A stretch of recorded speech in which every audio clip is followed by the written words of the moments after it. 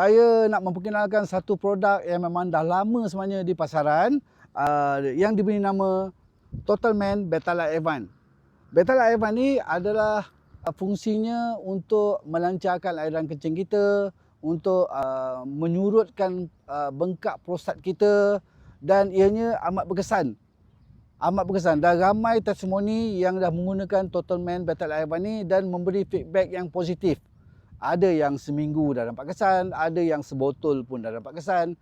Dan di dalam Totalman Betalight Advance ni, dia ada saw palmetto, dia ada tongkat ali, dan dia ada herba-herba yang boleh membantu untuk mengecutkan prostat. Dan untuk info, anda boleh cek di Totalman Betalight Advance sendiri untuk mendapatkan info-info yang lebih lanjut.